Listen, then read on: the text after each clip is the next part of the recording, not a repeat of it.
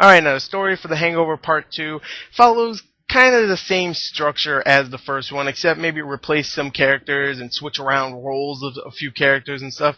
In this one, Stu, the dentist, played by Ed Helms, is getting married, and of course Bradley Cooper, played by Phil, and Zach Galifianakis, played by Alan, and also Justin Bartha, played by Thug, goddamn it, Doug, all want to attend his wedding in Thailand, and they all also want to party. They just want to have a good time, and Ed Helms' character Stu doesn't want that to happen because the first time they went to Vegas, of course, they got so drunk they couldn't remember what happened, and they lost Doug, and they had to go find him.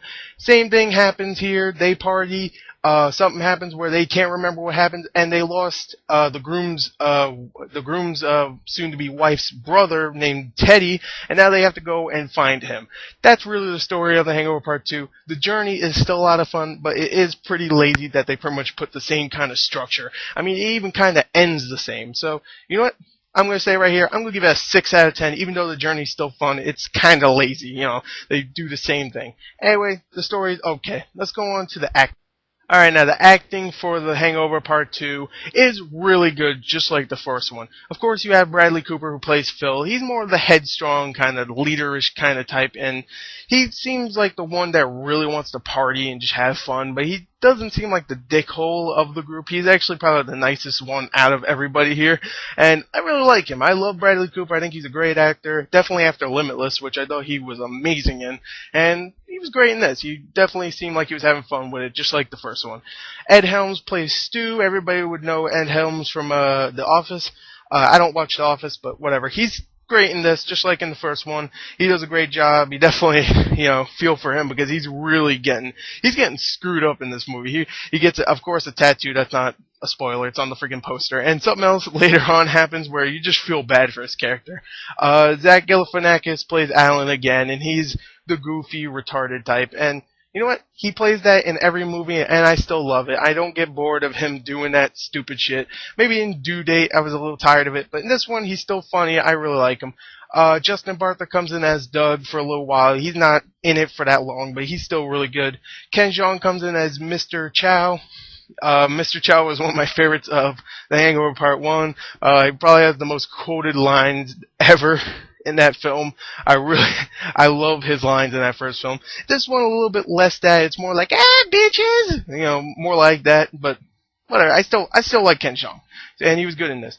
And that's really the acting. Other people come in, like Paul Giamatti for a short time, and he's okay. Jeffrey Tambor comes in. Jamie Chung, who plays Lauren, the soon-to-be wife of Stu, and they're all good. So anyway, the acting overall, I'm going to give it an 8 out of 10. I really like the acting in this film.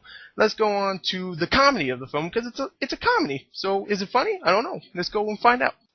Alright, now the comedy slash laughter slash humor of the film, whatever the hell you want to call it, was definitely surprising. Because when I went into this, I thought it was just going to be a cash grab. It was just going to ride the success of the first one, try to get as much money as it can before it just dies out and no one wants to see them because they're not funny. And I went into this and I was definitely surprised. It was very funny. Maybe a lot raunchier than the first one, which made it maybe a little bit less funny as the first one, but I will say it right here, the raunch is still funny, even though it may be a little bit too much sometimes, even though I still think it's a very, very funny movie. I really enjoyed the hell out of it.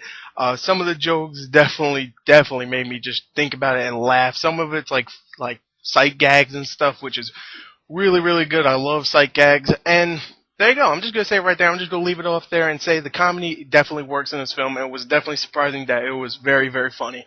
I'm going to give it an 8.5 for the comedy of the film. Let's go on to the entertainment of the film and wrap this review up. Yeah!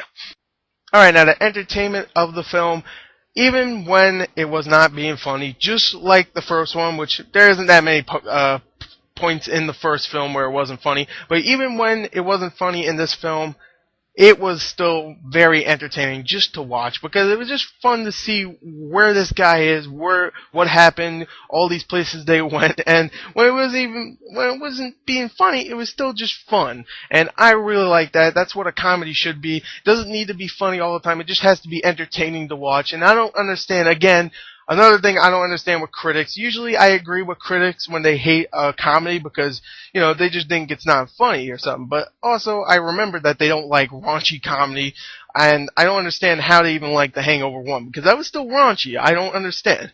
Anyway, I thought it was still very funny. The Hangover 2 was a surprise for me because I was going in thinking it was going to be a disappointing cash grab, and I thought it was fun. They were definitely having fun with it. I I like it. I'm just gonna say I like this movie.